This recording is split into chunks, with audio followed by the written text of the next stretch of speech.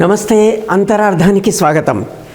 ప్రతి సంవత్సరం జనవరి నెలలో అంతర్జాతీయ వేదిక మీద ఒక వార్త వినవస్తుంది.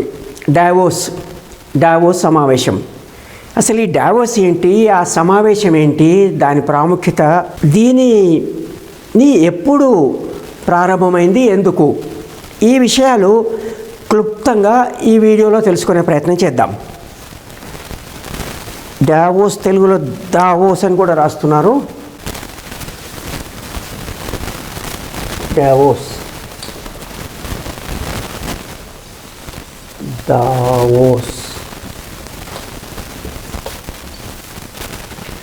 సో డావోస్, ఈ డావోస్ ఎక్కడుంది, ఏంటి అసలు ఇది ఒక పట్టణం. ఎక్కడుంది ఈ పట్టణం? స్విట్జర్లాండ్లో ఉంది. స్విట్జర్లాండ్. మనము డావోస్ సమ్మిట్ అని అంటున్నాం కనుక అక్కడి నుంచి తెలుసుకుందాం అనేటువంటి ప్రయాస. స్విట్జర్లాండ్.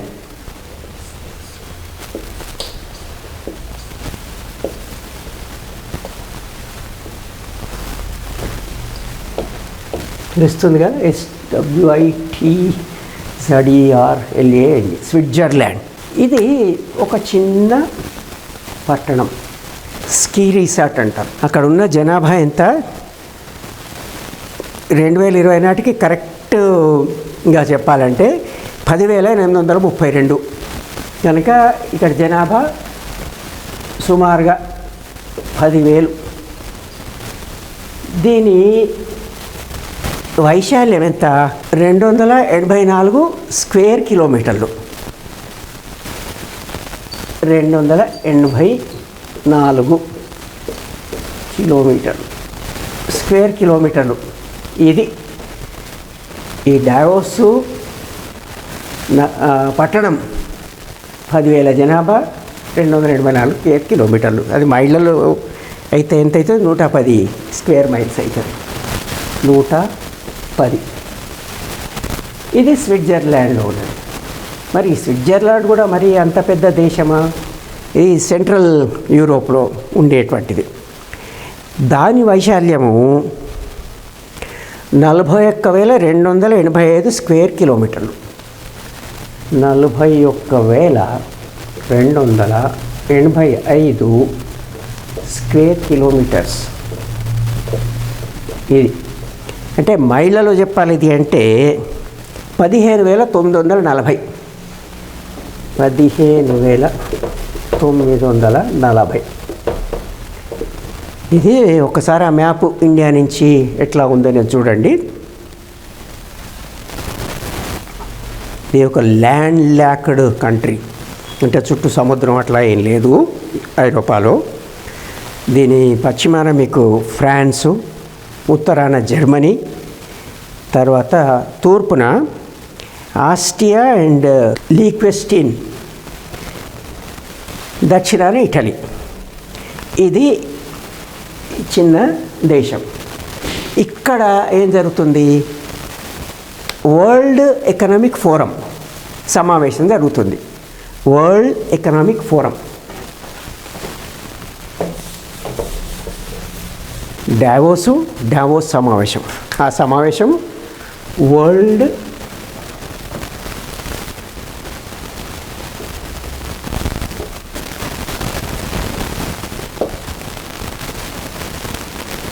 Economic forum.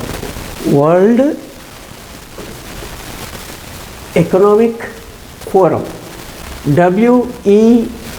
WEFగా గుర్తుపెట్టుకున్నాం. ఈ వరల్డ్ ఎకనామిక్ ఫోరం సమావేశం అక్కడ జరుగుతుంది. ఇదేంటి? 1971లో దీన్ని స్థాపించడం జరిగింది. ఇది ఒక ప్రభుత్వ సంస్థ కాదు, ఒక అంతర్జాతీయ స్వచ్ఛంద సంస్థ, ప్రభుత్వేతర అంతర్జాతీయ సంస్థ, నాన్ గవర్నమెంటల్ ఇంటర్నేషనల్ ఆర్గనైజేషన్. దీన్ని స్థాపించిన వ్యక్తి ప్రొఫెసర్ క్లాజ్ మార్టిన్ షవాబ్.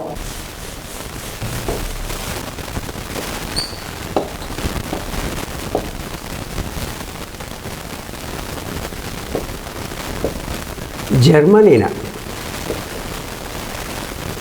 మార్టిన్, అది కూడా రాద్దాం ఫుల్ నేమ్.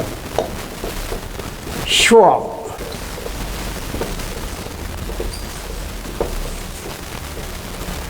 ఈయన ఒక economist, German economist and engineer.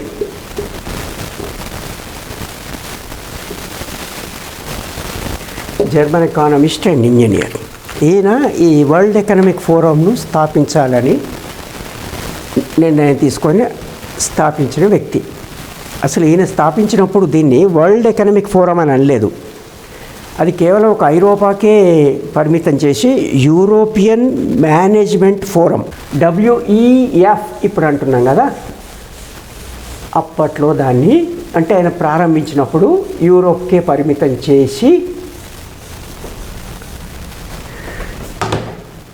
European management forum ప్రారంభమైనప్పుడు యూరోపియన్ మేనేజ్మెంట్ ఫోరం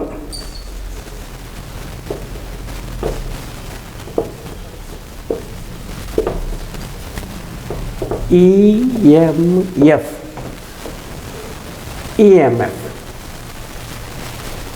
ఇది 1971, అది 1987 వరల్డ్ ఎకనామిక్ ఫోరం అయింది.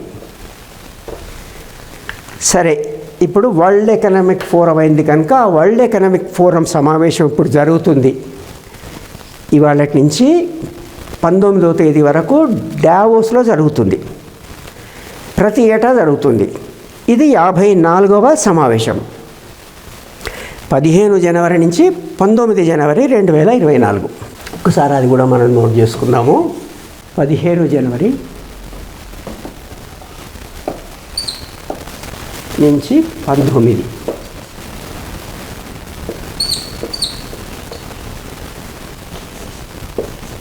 ఇప్పటి సంవత్సరం 2024 కదా జరుగుతుంది, ఈ సమావేశం జరుగుతుంది.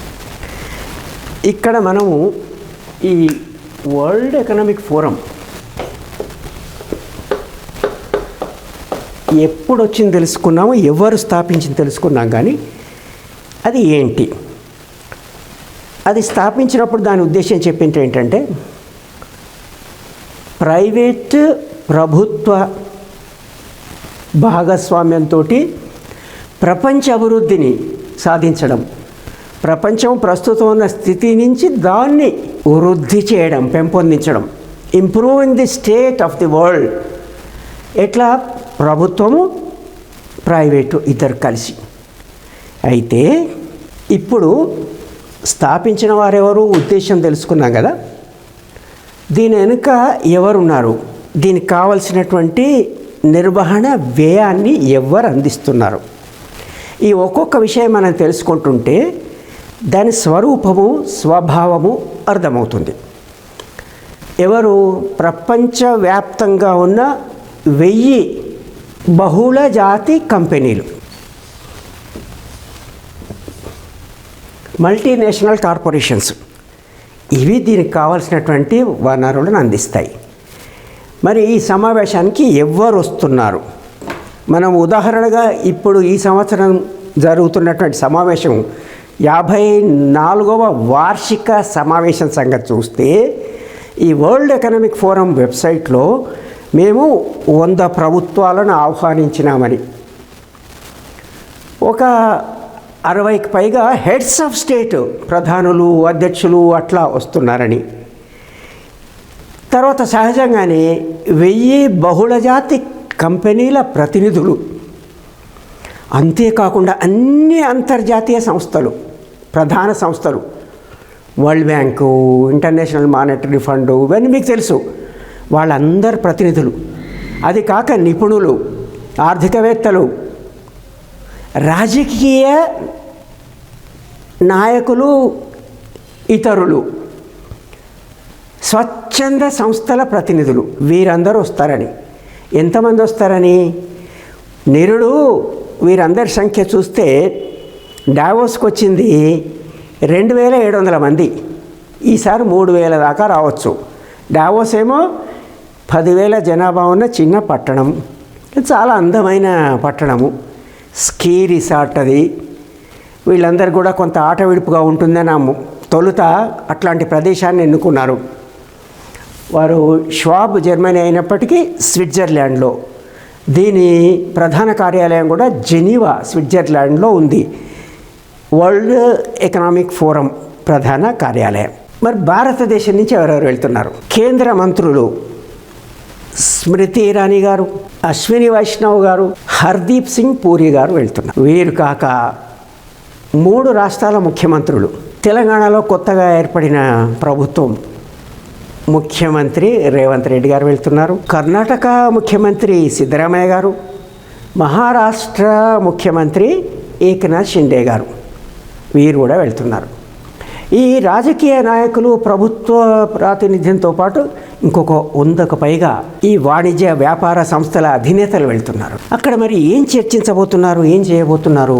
ఇందాకే అనుకున్నట్టుగా వృద్ధి, ఉపాధి, ఉద్యోగిత పెంచడం.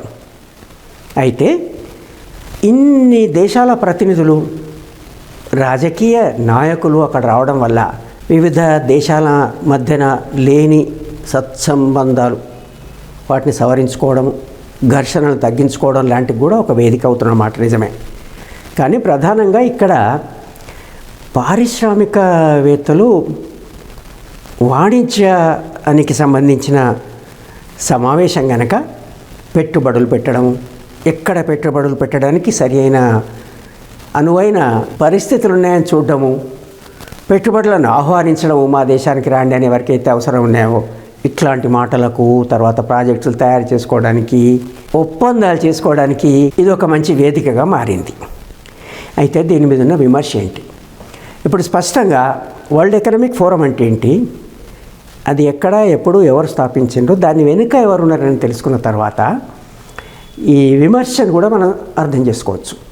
విమర్శకులు ఏమంటున్నారంటే, ప్రజాస్వామ్యంలో ప్రభుత్వాలు ప్రజల అవసరాలకు అనుగుణంగా వ్యాపార వాణిజ్య పరిశ్రమలను నిర్వహింపచేసి ప్రజలు భాగస్వామ్యులుగా ఉత్పత్తిలో భారీ స్థాయిలో ఉత్పత్తి కావాలి, భారీ స్థాయిలో ప్రజలు భాగస్వాములు కావాలి, అయినప్పుడు వారికి ఆదాయాలు వస్తాయి. అట్లా ఉండే విధంగా విధానాలను రూపొందించి అమలయ్యేటట్టుగా పరిశ్రమల చేత చేయించాలి, ప్రైవేట్ రంగం చేత చేయించాలి. అట్లా కాకుండా ఈ వాణిజ్య వ్యాపార వర్గాలే ప్రభుత్వం పైన తమ ప్రభావాన్ని చూపించి వారు కోరిన విధంగా ప్రభుత్వ నిర్వహణ జరిగేటట్టుగా, అంటే ఎకనామిక్సే పాలిటిక్స్ని డామినేట్ చేసేటట్టుగా ఒక వేదికను తయారు చేసుకున్నారు. ఆ వేదికలో వీరు కోరుకున్న విధంగా ప్రభుత్వ ప్రతినిధులు, ప్రభుత్వాధినేతలు వస్తున్నారు కనుక ఇది ప్రజా ప్రయోజనాలను ఏ మేరకు భద్రపరుస్తుంది అని అనుమానాలు వ్యక్తం చేస్తున్నారు. అయితే లాభాలు నష్టాలు అని చూసేటప్పుడు కనీసం చర్చించుకోవడం కూడా జరుగుతుంది కదా. గత అనుభవాలు చూస్తే కొంత సయోధ్య కుదరడము, కొన్ని ఘర్షణలు తగ్గడం ఉన్నమాట వాస్తవమే. కానీ ఈ పలానా కంపెనీ అని పేరేం చెప్పకుండా ప్లాస్టిక్ వాడకం తగ్గించాలి అని అక్కడ చాలా గొప్పలు చెప్పినటువంటి కొన్ని కంపెనీలు తిరిగి వాళ్ళ దేశానికి వెళ్ళిన తర్వాత మామూలు కన్నా ఎక్కువగా ప్లాస్టిక్ ఒక ఉదాహరణకు మాత్రమే ఉపయోగించడం జరిగింది. అంటే అక్కడ తీసుకున్నటువంటి నిర్ణయాలు వాణిజ్య వ్యాపారాలకు భంగం కలిగించేగా ఉన్నట్టయితే అవి అమలు అవ్వడం లేదు. అట్లా వాళ్ళపైన ఒత్తిడి చేసే వ్యవస్థ అట్లాంటిది ఏమి ఉండదు, కాకపోతే చర్చించుకునే వేదిక లాగానే ఉంటుంది అని అంటున్నారు. తర్వాత దీనికి ప్రత్యామ్నాయంగా కొన్ని సంస్థలు రావడం, నిరసనలు తెలియజేయడం కూడా జరుగుతుంది.